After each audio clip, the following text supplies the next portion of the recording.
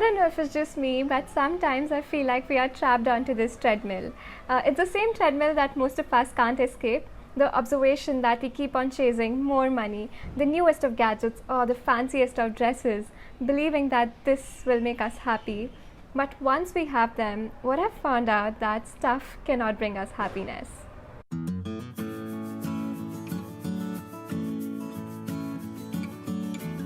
So if you're anything like me who's a little fed up with that inner consumerist within you, I have a few tips for you, which honestly I was looking for myself, but I'm more than glad to share it with you, that could help us break the vicious cycle of wanting to buy more stuff. Alright, let's get started.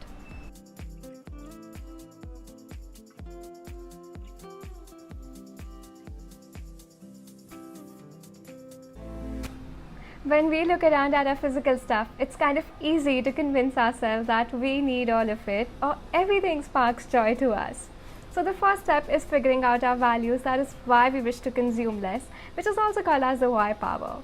And the reasons that I could list down included being not feeling a part of rat race to accumulate things, saving money, reducing my carbon footprints, and so on.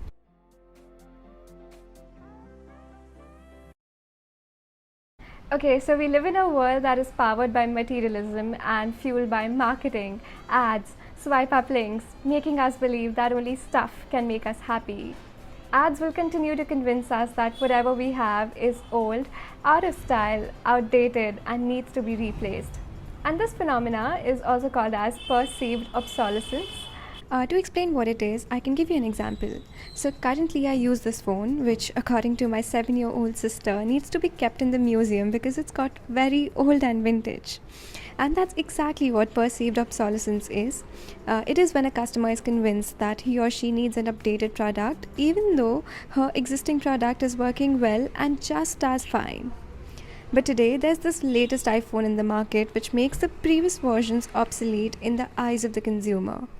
In fact, Apple was very recently sued for planned obsolescence. So I think the best way to not fall prey to these ads is to ask yourself, do you need it or do you want it? And you go ahead and buy those items that you really need it. I know I've mentioned this in one of my previous videos, but I think it was very important to bring this up here because it's a useful tip.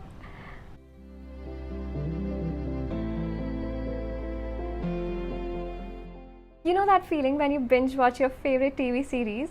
The temptation to roll right into the next episode can be really overwhelming. But what I've realized is if you miraculously manage to tear yourself away from the screen, you notice how quickly the urge evaporates and you no longer want to watch it. I think the same goes for shopping. By instituting a 24-hour hold policy, you wait to make the actual purchase for 24 hours and you might end up discovering that it was an impulse buy and you no longer want to buy it.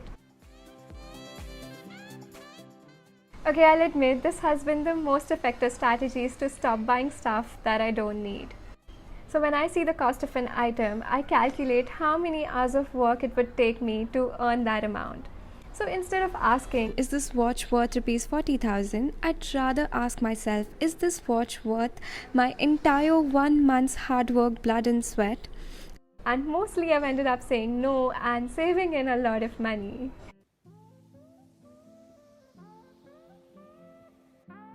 Okay, so this one's a little wacky and I came up with it myself, but this really works and I mean it.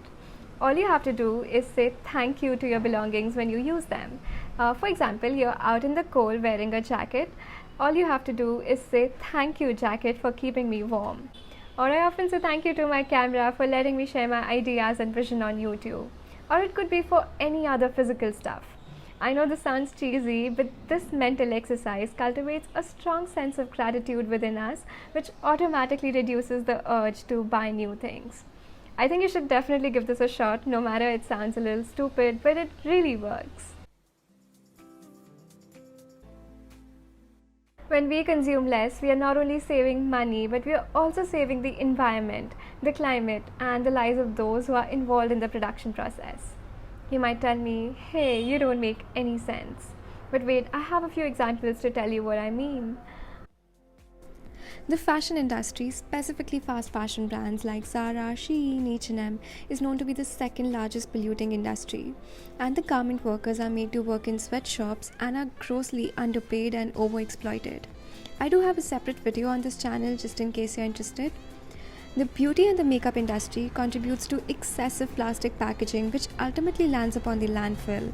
It's also known for usage of child labor to extract mica, and animals also being harmed and killed to test the safety of the product. Lastly, electronics and cars run on lithium-ion batteries that require cobalt, which is mined by children as young as 10-year-old. Alright, this is it for this video. I really hope you found this video helpful, and if this video served you out in any way, I'd love if you could give this video a thumbs up. And if this is your first time on this channel, I make videos on topics like sustainability and slow fashion, so if that sounds like your jam, please consider subscribing. thanks for watching. I'll see you soon in my next video. Bye!